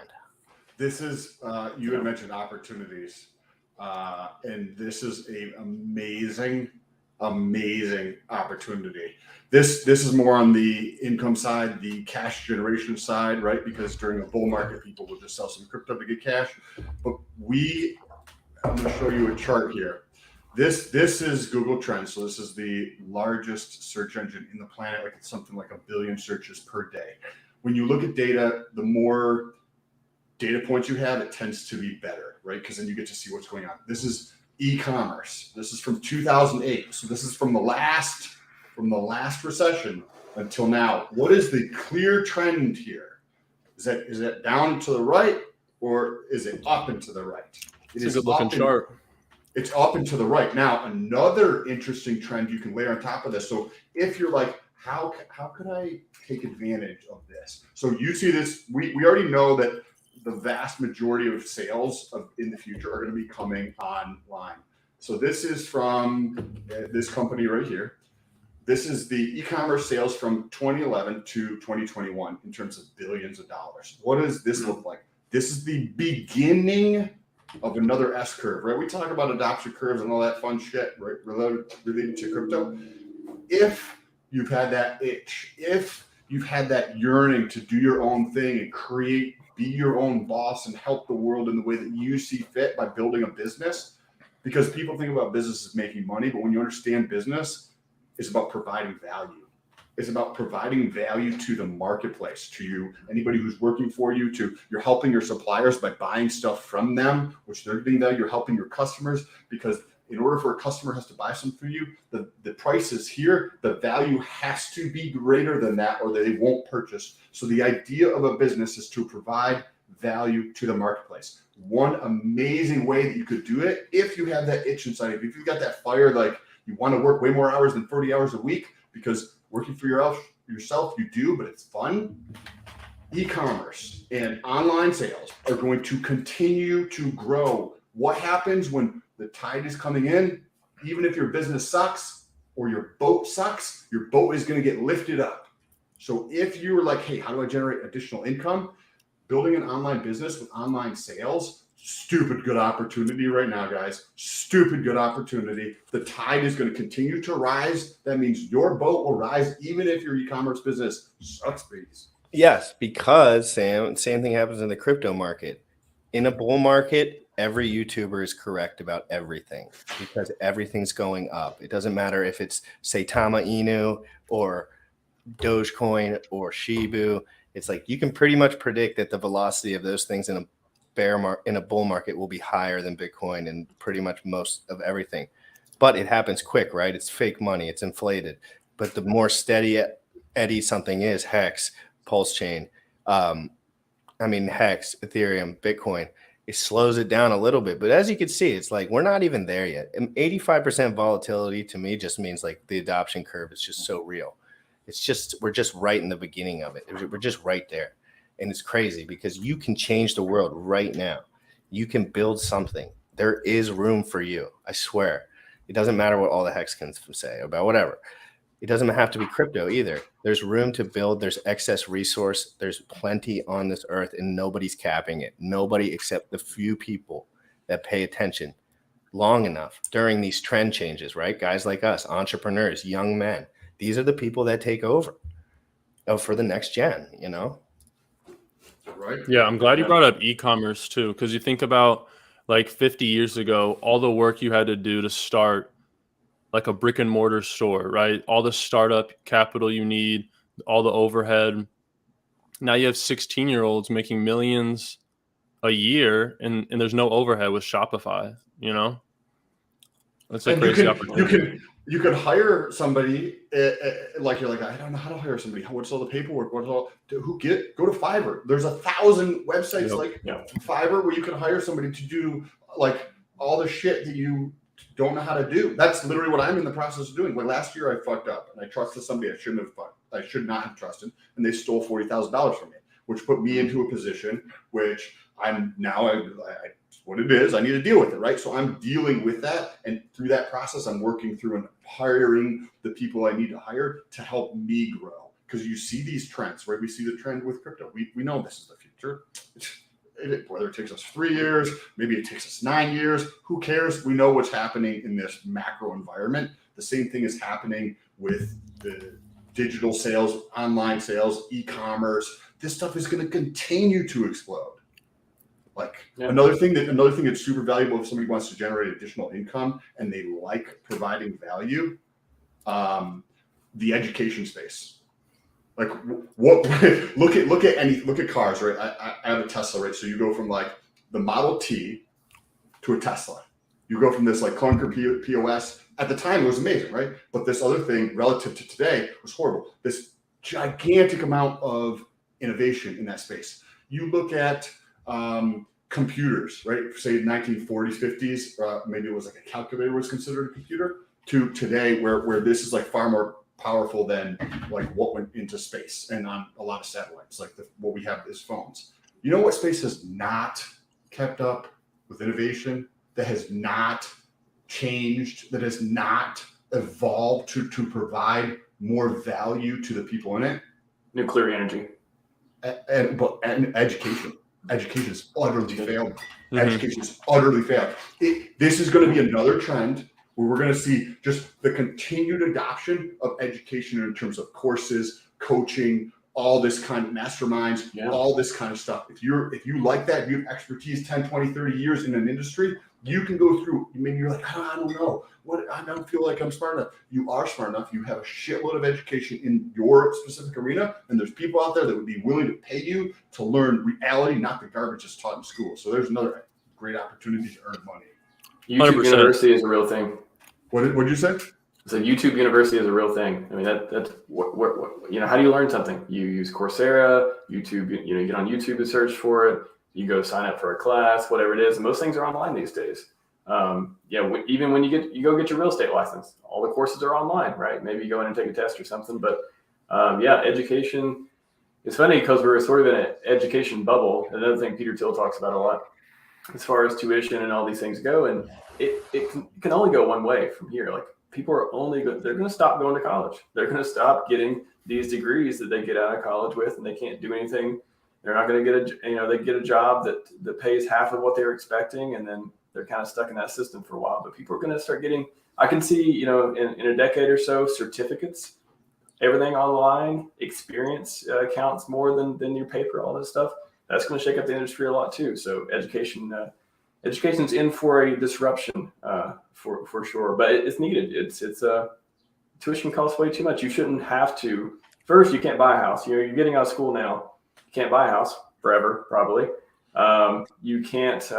You got to pay student loans forever. All this stuff. So education is going to get shaken up in the next few years. It has to. Something has to change. I have $120,000 of student loans, and this is probably the first time I've said this on here publicly. $120,000 of student loans, because I thought that was the path. I was homeschooled my whole life, and I thought I needed to catch up to these other fuckers who were in school learning about dumb shit that didn't have any relevance to reality. And so I was like, okay, cool. I will get, I'll go through to school. I'll get an MBA because that's what people think is valuable. Right? I'll go get a CFA because that's what people think is valuable. In reality, not so much. Right? You do learn stuff. It is valuable in certain ways, but it's a lot cheaper, more efficient ways. God was looking out for your boy. When I got arrested when I was 19, I would have just kept going on with school. But I stopped after that, not because of the arrest, just because I just switched up after that, I guess. But that saved me a lot of shit. I got kicked out of school before I really even got started. And I would have gone back or whatever, but I just started working, or saved me a lot of debt, saved me a lot of everything, saved me a lot of time. I got to go live on my own and just figure shit out, or I wasn't on my own, you know what I mean? Just move on, figure stuff out. I'm always I want to get uncomfortable all the time. I don't want to do the same shit. It's boring as fuck. I want to do shit. I want to go I want to get rejected sometimes. I want to learn about shit. I want to get hurt. I like feeling stuff. I like going through and because I know other people are avoiding it. And I know failure is the best teacher, right? Yeah. When you feel uncomfortable, it means there's an opportunity for growth. It's not the best feeling, but it's and what you were saying, Sam, I used to be a teacher, And so what you're saying really resonates with me. And like the whole education system is basically just built to pump kids into factories, but we don't have any factories anymore, right? So it's like between social media, YouTube, e-commerce, there's so many opportunities that they don't teach you about in school or college, really, that the ROI on these things is just so much better. But everyone is just pushing you into university. You have to go to college. That's the only path. I mean, even like trades, like plumbing, right? You can make $200K a year after you like get your apprenticeship in like 5-7 years into a plumbing career.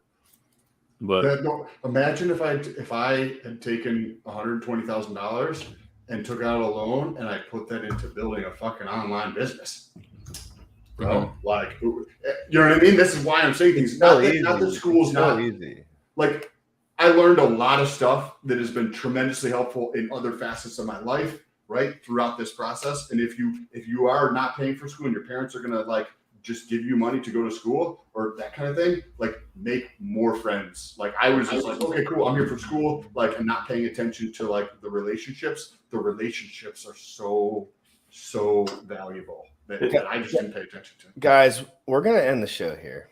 It's been absolutely incredible. You two bros just jumped on because I was sending links around. I want to do another full episode sometime with both you guys, of course. And you know, there's a lot of opportunity. I'm not going anywhere, so I don't. There's going to be a lot of YouTubers that come and go, but this is the biggest opportunity that has presented itself to me. Not this channel, but like the bear market, right? So like, it's like I want to be focused on it. I want to be. I never want to forget this experience. I want to take because I want to be a leader, right? Like I need to take the lessons from this that are learned, just like some of you guys said. I wish I'd sold some more near the top. Anyway, we could talk all day, guys. This is Crypto in the Morning. We're live every single day at 11 a.m. Eastern. I'm going to drop links everywhere for everyone, but I definitely do have to go. I actually have to go somewhere, so I'm going to talk to everyone tomorrow. Guys, what a pleasure. Awesome. Check out the links down below. Appreciate Peace out, you guys. guys. Thanks for coming on. Talk to you soon, Jesse. Yeah, see you guys. Have a good day. Thanks, guys, I appreciate it. Young folks, you dripping on them motherfucker. Rich at heart. Rich at heart. Bought my Hex from the fucking start. .1 every day we mark. Bought my Hex from the fucking start. Sacrificing all this bread like I'm rich at heart. Got paid on big payday and I had a hit restart. Now I'm checking on my pulse just to check my heart. Bought my Hex from the fucking start. Sacrificing all this bread like I'm rich at heart. Got paid on big payday and I had a hit restart. Now I'm checking on my pulse just to check my heart. Checking my MetaMask moving. Look at the Hex, he is mooning. Looking at why they be choosing. Peter is why they be losing. Pull chains out and they'll get me a check. He's gas up and it got me a mess. Remember the times he died collect. Hex I been eating, I'm dying in the best. Getting this back like a year ago. Getting this post, I ain't letting go. Swerving the ring like a Lambo. Getting this back like a year ago. Getting this post, I ain't letting go. Swerving the ring like a Lambo. Bought my Hex from the fucking start. Sacrificing all this bread like I'm rich at heart.